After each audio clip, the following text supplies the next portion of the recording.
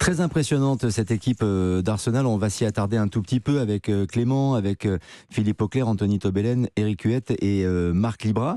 Marc, vous qui avez joué d'ailleurs en Angleterre, en Grande-Bretagne, c'est vrai que cette équipe d'Arsenal, elle ressemble à son entraîneur.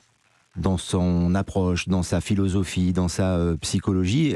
C'est une équipe de record également, puisqu'elle s'inscrit comme la première équipe à remporter 9 derbys londoniens au cours d'une saison, avec la victoire notamment contre Crystal Palace. Non mais ce n'est pas rien, cela fait sourire en effet, mais les supporters des Gunners sont comme des dingues, et ils ont raison, Marc. Mais aujourd'hui, Arsenal n'est pas une équipe anglaise, c'est une équipe qui joue très bien au football, qui pratique un jeu exceptionnel. On n'est pas forcément habitué, alors il a fallu du temps. Moi j'ai souvent été très dur avec Arsenal, mais Arteta, ce qu'il a été capable de faire, il faut le reconnaître. Alors oui, il y a Xhaka, il y a toutes ces baby gunners qui ont poussé pendant plus d'un an et demi, voire 2 ans, qui ont poussé, qui sont en équipe nationale et qui ont su faire la différence. Et je pense qu'Arsenal, alors ça va être dur jusqu'au bout, ils ont l'avantage, mais ça reste pour moi une des équipes qui pratique le plus beau jeu aujourd'hui. Parce que quand on les regarde, on prend énormément de plaisir à les voir jouer. On ne peut pas comparer face à City. City, c'est une machine bien rodée avec devant quelqu'un qui est capable d'arracher tout sur son passage. Ça peut être très violent. Arsenal, c'est beau, c'est joli, ça donne envie, des dédoublements, des passages dans le dos, des centres en retrait. Voilà, si on change les maillots, on dit peut-être non, ils sont pas en Angleterre, mais non, c'est pas possible, c'est pas Arsenal. Avec ce qu'on a connu d'Arsenal, non, mais avec ce qu'on a vécu d'Arsenal, parce que j'avais commenté aussi Arsenal. Ah merci petit Jésus, c'est magnifique. À une époque, on parlait Arsenal boring. Ah oui, Arsenal boring, c'est fini ça. Ça c'est fini. Ça. Et tant mieux. Tu parlais à l'instant des Baby Gunners. Il y en a un qui fait un carton en France. C'est Balogun. Exactement. C'est Balogun.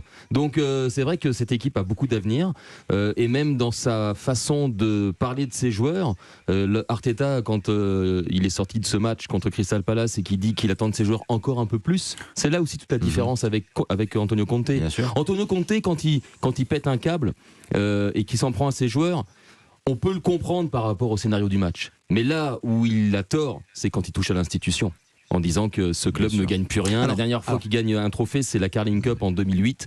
Mais déjà pour les joueurs, il a été dur, trop virulent à mon goût. Mais quand tu touches à l'institution et quand tu t'en prends ainsi à tes patrons, c'est inacceptable. Il a appuyé sur le bouton du siège. C'est inacceptable. Marc Libra et après Clément. Je pense vraiment qu'il pète un câble. Mais après, la question que je me pose par rapport à Tottenham, est-ce qu'aujourd'hui, Tottenham, c'est vendeur? Est-ce qu'aujourd'hui, je suis joueur, je suis un grand joueur, je veux aller à Tottenham? En Angleterre... À mon Angleterre, je choisis. Non, on parle si j'ai le choix. Je vais aller à Arsenal, je vais aller à City, je vais aller à United. Non, d'accord, ok. D'accord. Est-ce qu'aujourd'hui.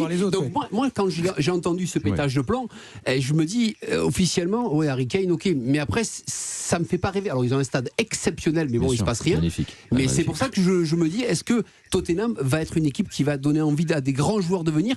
Je suis pas forcément sûr. Sur le choix, je rappelle que vous aviez opté pour Norwich, vous. Moi, je choisis Norwich parce que je n'aimais pas. C'est pour la pollution. Et pour le maillot, jaune et vert. Bien sûr. J'étais bord de mer, j'étais pas très loin, j'étais bien. Clément, notre auditeur. Je peux vous demander votre âge, Clément, parce que la question qui va suivre, il trouve son intérêt d'ailleurs. Clément, quel âge avez-vous ? J'ai 31 ans. 31 ans. Est-ce que, franchement, pour vous, dans l'histoire et dans la mémoire collective des supporters d'Arsenal, cet Arsenal-là, celui d'Arteta, est la meilleure équipe que vous ayez vue jouer ? Parce qu'il y a eu la période Wenger aussi, évidemment. Nous, c'est un peu trompeur pour nous, vu de France. Mais est-ce que cette équipe-là, elle vous plaît au point que vous l'encensez ? Alors, j'étais pas vraiment d'accord avec ce que vous aviez dit tout à l'heure quand vous parliez du Arsenal boring. Ça a été vraiment ça le cas pendant 2-3 ans maximum. Mais même à l'époque où Wenger était sur la fin de ses saisons à Arsenal, ça jouait quand même très très bien au ballon en termes de. C'était Georges Graham, c'était l'Arsenal boring, c'était avant votre naissance quasiment. C'était le Arsenal de Georges Graham, le boring Arsenal. Clément. Mais voilà, sinon sous Wenger, on prenait quand même beaucoup de plaisir. Mais c'est vrai que. En fait, il y a quelque chose qui se dégage en termes de projet et sur la mentalité de l'équipe, sur l'ambition qu'a cette équipe. Et c'est vrai que de ce côté-là, oui, ça fait tellement longtemps qu'on attendait ce changement d'ambition et cette nouvelle ligne directrice que c'est vrai qu'on est tous portés par ça. Et comme vous l'avez dit tout à l'heure, quand vous allez à l'Emirates, il y a une ambiance qui est complètement différente. On disait que l'Emirates c'était une librairie et maintenant il commence à avoir une ambiance qui est très sympathique, etc.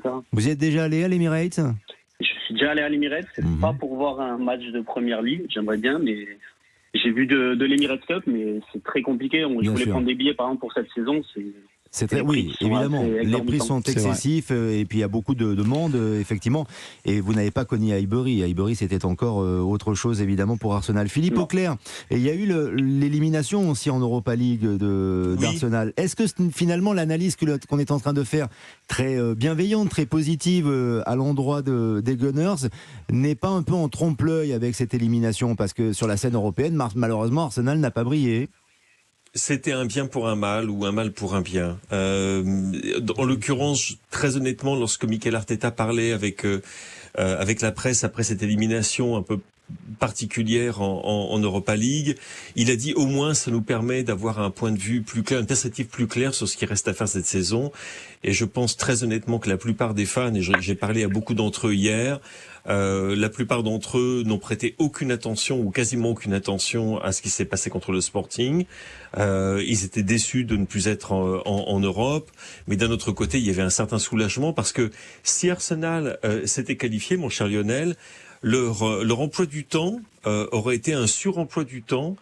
Et ils auraient notamment dû jouer contre Manchester City, le fameux match à l'extérieur dont tout le monde parle.